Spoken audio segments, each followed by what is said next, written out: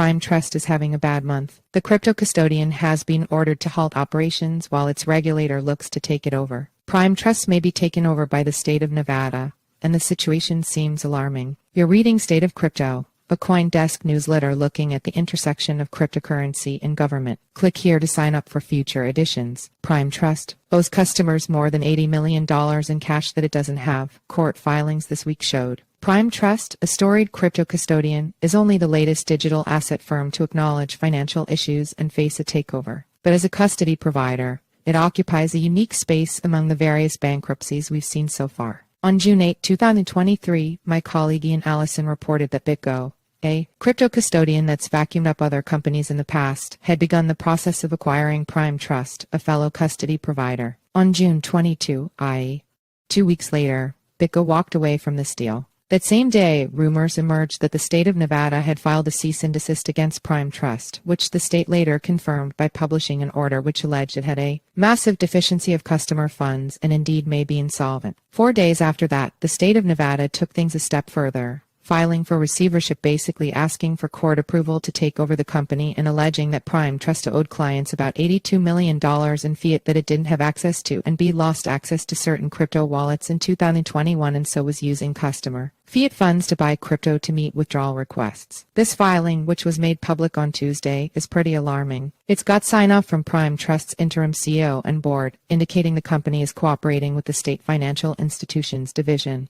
It's also worth noting that Prime Trust has changed leadership a few times since its founding. The allegations indicate that the custodian used wallets it lost access to in 2021 prior to the current interim CEO's appointment. Still, this appears to be the first time these revelations are being publicly disclosed, and the implications are serious. One of these implications ties to the possible impact to trueusd, a stablecoin whose issuer said on June 22 it had no exposure to Prime Trust before later acknowledging it had a relatively small amount, $26,000, on the custodian. Rumors that trueusd used Prime Trust to mint and redeem tokens have persisted, though, and the token even depegged on Binance US. On Wednesday, lawmakers are already paying attention to stablecoin issues, and a bill addressing this sector of the crypto industry is still the most likely to pass through the House before other legislation, so I imagine Congress will take notice if one of the world's largest stablecoins continues to have issues. And regulators will of course be paying attention to issues by a regulated custodian. Judge rejects FTX founder Sam Bankman-Fried's motions to dismiss criminal charges. A federal judge denied Sam Bankman-Fried's motions to dismiss most of the criminal charges, arguing that he didn't have standing or make a compelling argument on the different motions. EU seals deal on crypto bank capital rules. The European Union has set up a political deal to address bank capital requirements for various assets like corporate and home loans. Crypto is included.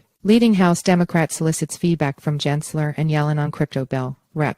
Maxine Waters, the ranking member on the House Financial Services Committee, asked Treasury Secretary Janet Yellen and SEC Chair Gary Gensler to weigh in on the proposed crypto market structure bill. 2020 Twitter hacker sentenced to 5 years on crypto theft, SIM swapping scheme.